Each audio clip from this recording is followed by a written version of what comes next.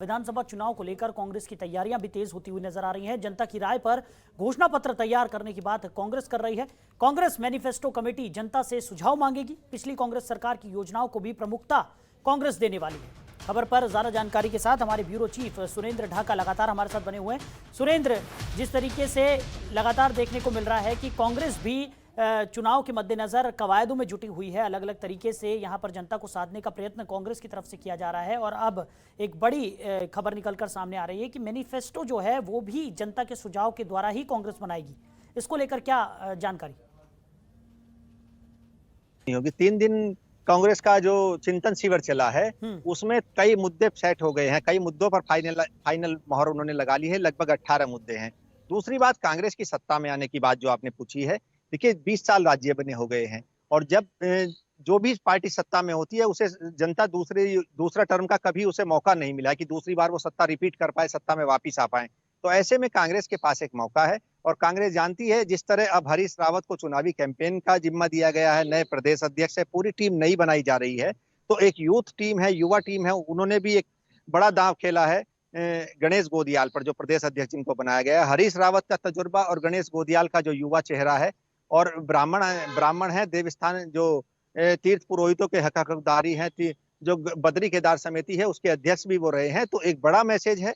और लगातार गणेश गोदियाल जब से बने हैं वो लगातार प्रदेश का दौरा कर रहे हैं प्रदेश अध्यक्ष बनने के बाद से, तो जाहिर सी बात है कांग्रेस एक चुनौती पेश करने जा रही है। और जिस दम के साथ कांग्रेस ने वापसी की है पिछले 15 दिनों का अगर आप इतिहास देखें तो 15 दिनों में जिस तरह कांग्रेस आक्रामक हुई है, तो कांग्रेस के पुराने नेता हैं हरीश रावत, वो जानते हैं कि पार्टी को वापसी कैसे कराना है। उन्होंने भी एक नारा दे दिया है, वो चाहते हैं कि इस बार जनता उन्हें 45 से 47 पार सीटें दे। वो चाहते हैं कि उनकी भी एक सरकार, अगर जनता कांग्रेस को मैंडेट देना चाहती है तो इतना मैंडेट दे कि कोई बीच में जोड़ तोड़ गठजोड़ की सरकार उनको ना चलानी पड़े, क्योंकि जिस तरह उन्होंने पहले सरकार चलाई है उसको लेकर उनको काफी परेशानी हुई थी। वो जानते हैं कि यदि अगर प्रचंड बहुमत की सरकार मिलेगी तो वो अच्छे से काम कर पाएंगे, अच्छे से प्रदेश के हित में काम कर पाएंगे। जी साहिब जी सुरेंद्र, वहीं अगर बात की जाए कि हरीश रावत का जिक्र आपने किया जिस तरीके से कि पूर्व सीएम रह चुके हैं, जनता के बीच में उनकी अच्छी पैठ भी है, कई जगहों पर उनको काफ़ी ज़्यादा माना भी जाता है।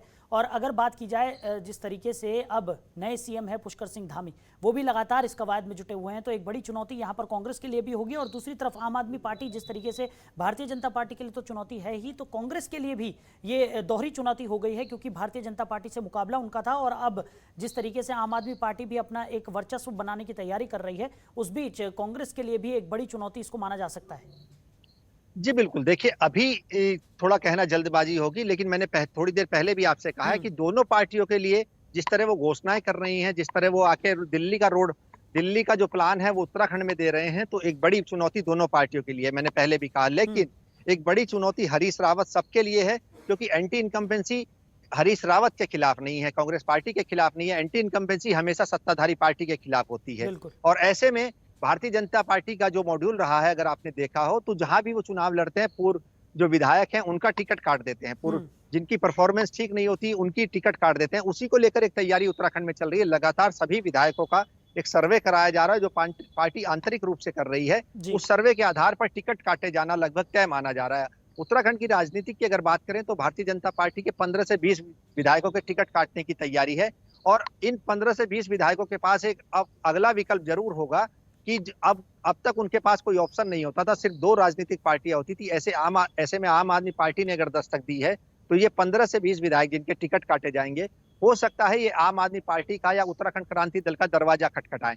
ऐसे में ये जो अगर जो भारतीय जनता पार्टी छोड़कर नेता जाएंगे, तो जाहिर सी बात है भारतीय जनता पार्टी को एक बड़ा डैमेज करेंगे। तो उसी को साधना है भारतीय जनता पार्टी को। और हरीश रावत को भी आम आदमी पार्टी से तो बचना ही है, साथ ही एंटी इनकम्बेंसी का कैसे लाभ लेना है, ये भी हरीश रावत के जो नेतृत्व में चुनाव हो रहा है उसमें देखना होगा।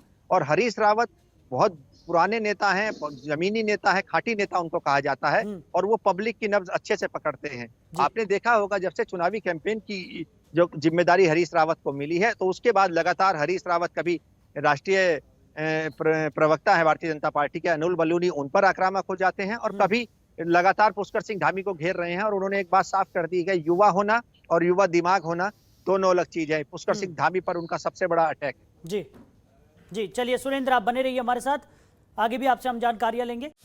खबरों के निष्पक्ष विश्लेषण के लिए सब्सक्राइब करें Jantantra TV and press the bell icon. Never miss any update.